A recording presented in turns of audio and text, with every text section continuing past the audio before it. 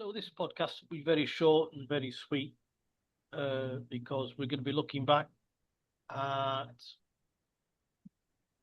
one of the strategies which almost took over the world, but for some reason or another didn't. But it's still in where it started. It's still quite active, I would say. And I'm talking about, of course, Javier Milei in Mm, Argentina. yeah. Uh, it seems to be holding firm his chainsaw austerity measures. He was elected on almost 3 years ago. In the US, DOGE, which is like the American equivalent, I suppose, Yeah. has all but packed up and gone home, being referred to by Trump always in the past tense now, and insiders in the US government claiming it no longer exists. Almost all of the DOGE staff have been transferred to different branches and departments of the US government for quite a while now. So it seems after the bust up between Musk and Trump, that's when it all sort of petered out. I don't think it's ever got its mojo back after that episode. And dare I say it, but people who were axed from their positions by DOGE are slowly creeping their way back into the machine. So those that were chucked out from September, some of them were being allowed to come back into the machine, which Yeah. we call the US government. Now in the UK, only a local level, the Reform Party councils, rather than do a full-on melee and cut places, they seem to have just made savings and perhaps made the public services more efficient. Different councils, different outcomes, Yeah. basically. Well, yeah, that's bound to happen. Yeah. So the question is, now that Dodge is no longer in the US and Milei only speaks Spanish, what will happen in the UK should the Reform Party take over the reins of the country? Right. Well, Will Farage go all chainsaw, as Milei did? Or will he just try and reduce costs, like his councils have done? And I wonder if whatever he does, if it would be satisfy the expectations of the British people. So right. we're going to if Reform get elected, interesting times ahead. Right. Okay. Um, my understanding of Doge in the US, I mean, okay, Milei, I know what he's doing, and he's been able to go through and do quite a ruthless cutting exercise, and yeah, we can all and whether or not some people have moved to different departments and all that, but yeah, he's axed departments. He does appear to have managed to axe. This could be South America. A lot of the jobs that he had were probably empty desks, being paid for were probably empty desks anyway, which he found. This is South Well, America, yeah, yeah. If you know what I mean made, by that, yeah, yeah. made a lot of public employees very poor, even Well, though it has reduced inflation yeah, and it well, has got the economy under certain control. yeah. There are an awful lot more poor people in Argentina, but I mean, they're only Argentinians, so it doesn't really matter, I suppose. Yeah, okay. Yeah. Yeah, I mean the idea of Doge, it was actually a small, I believe it was quite a relatively small team, and they managed to implement algorithms and computer programs basically that went up and down and found things, found payments that were going out, possibly found staff that were ghosts. You know what ghosting is. Yeah, anyone who's been in contracting knows what ghosting is. Um, and so yeah, there is a there is so it's probably done its job essentially as a front end tool, as a blunt instrument almost. Yeah, this is the information, the data. How do you get rid of staff? Um, I don't know how they did it in Argentina. If you try and cut staff in Brazil, my wife has been an employer. That is that is a very very strange game. You just can't get rid of staff. It's almost impossible. Yeah, a staff could steal from you blindly, and it's still difficult to get rid of them here. that's Yeah, that's that's a private sector. The public sector, yeah. the, The public the sector, government wants to, the union, they, the u they can if the government wants to, it can sack yeah. as many people as it likes. Well, The that's in the problem is, the only yeah, problem is, sorry to interrupt. yeah. It's okay. The only problem is that if in Brazil the government sacked half of its workforce, it will Yeah, create an awful lot of yeah. problems. That's it. Yeah.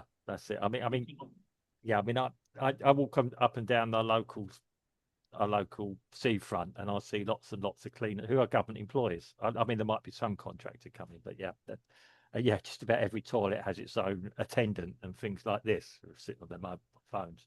Yeah, well, pleasant enough people. I'm not criticising them. They go around and slosh it out occasionally, you know. So, um, but I'm I believe in the UK. DOGE has probably done its job. It's identified where the problems were.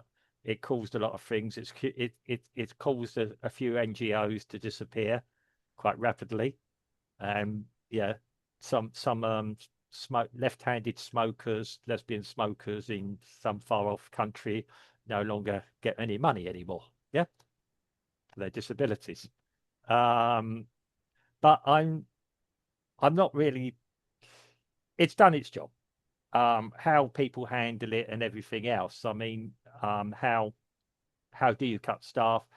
Maybe some people who went were actually doing quite a useful job or had the potential to do a useful job elsewhere. Yeah. Yeah, until the full story emerges. In the UK, I think it'd be very difficult. We've got this. There is the big union called Unite, where a lot of public sector, that has a lot of public sector, which is almost the Red Army. Yeah, it's they've all got but the hammer and sickle on their emblem. Yeah, and yeah, definitely up the workers, as it were. And yeah, they will protect. Now, so like, let's just say, for example, a centre right party got in and wanted to do a complete Doge like attack, a Doge Milei type attack on things. You're not going to get rid of these people very easily. I remember there was a comedy series in the UK where they had a hospital that wasn't working, but had lots of government employees in there. Yeah, doing well, supposedly doing it, and it was a model of efficiency. But of course it was. He didn't have patients there. And then there was one guy. He said to the minister, I'm going to call my members on strike. And the minister just says, I'll save money. Do it. Take them out for ages. Yeah. That could be one way of saving it. You know, all a certain leader has to do is, I'm going to sack everyone who works for the government sector. They'd all go on strike, thinking they'd bring down probably stop the services, just bring in the military. Easy. I just said that out loud. But yeah, how do you cut these services? You're just not going to cut jobs. When you have got to a level where your public's, like in Brazil, where your public sector is bigger than your private sector, you've got a problem. Now, okay, Brazil and the US operate slightly differently from the UK. We are here in the US, we're state-based systems, a federal government, but essentially the states are like mini countries, the way they operate. And they decide the hiring and firing, the numbers, the services and everything else. Yeah. Okay, they get some money from federal. They're allowed to raise their own capital as well. Yeah, they have some autonomy in order to operate exactly as they want, almost under certain guidelines. So yeah, there is a slight difference here. I don't know the situation in Argentina. I imagine Argentina is very similar to the UK, given population size and things. In the UK, it would be very, very difficult to just cut jobs, just cut everything. Whenever I remember 1 years ago, somebody, was it Cameron? He tried to cut the quangos, and he ended up with more quangos than he started with, because they just subdivided. They were like cells subdividing and then set up as different entities. Yeah. And this happens.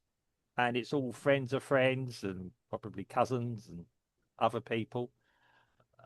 People need a job somewhere. I've worked in the public sector. I know exactly how it works. Every so often, we were told our jobs would disappear, and we had to apply for our own jobs again or other jobs.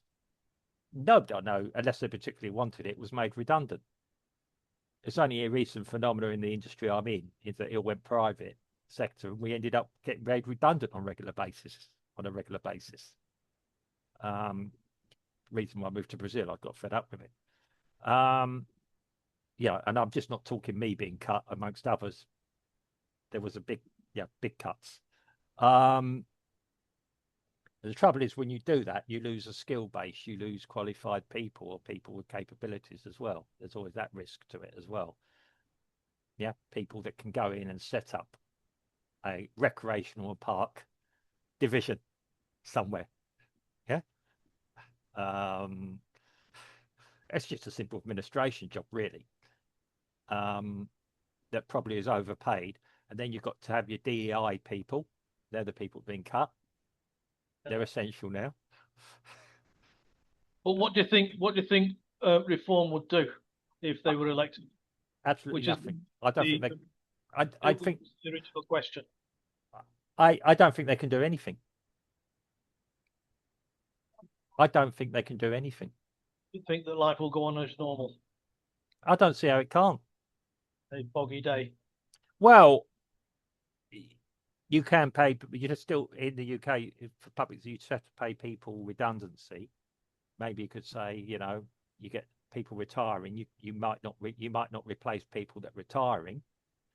The problem is they might leave a hole that is essential. Yeah, hopefully the Reform is going to get a majority in the Commons, and they can change all the workers' rights laws, saying that you can get sacked on the spot, just like they do with the landlords' laws. You can chuck somebody out with a week's notice. Yeah, but I mean, there is inherent problems with that as well. There should still be laws to protect you in employment. Everyone makes a mistake every so often. It's the seriousness of it all. I've worked in the industry. Yeah. Once again, don't conflate the private sector with the public sector. Yeah. I mean, it is difficult to get sacked from the public sector.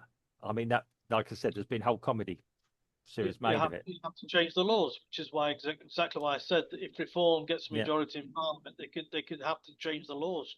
Will they? Which is what I'm asking you, sir. I don't think it will happen. I really don't think it happened. That's the answer then. Yeah, I really don't think it'll happen. I mean, I'm trying to think of a way they could do it. Well, yes, that would be it. I mean, maybe just go aggressively for lots of different laws and see what you can get through. A scattergun approach. Yeah. Okay, the unions would go on strike. Probably take out all public sector for a while. Unite would go on strike. Eventually, the workers would starve themselves back into a job. Starve themselves back into returning back to work again, scabbing or whatever. That's the reality of it all. Whoever comes in next after this lot, and let's just say that my idea that there will probably be another election in March time will happen. Let's just say a centre-right party win. Okay, we'll say Farage comes in with Reform. And he's already said he can't reduce taxes in the first week. Almost. No, nobody wants him to. Yeah. How would he approach it? Yes, you're quite right. You can change employment laws for the public sector. Pensions cost a lot of money in the public sector as well. Inflated pensions. Lots of things there's lots of elements that have built up over many, many years that need to be wiped out. Yeah. I mean, your first sessions in Parliament will be actually the misery sessions. Yeah. Let's see if he'll make the changes. That's what's going to be needed. Well, you got it's a reform. What's needed is a huge reform. Well, will he do what he says on the tin? I don't know.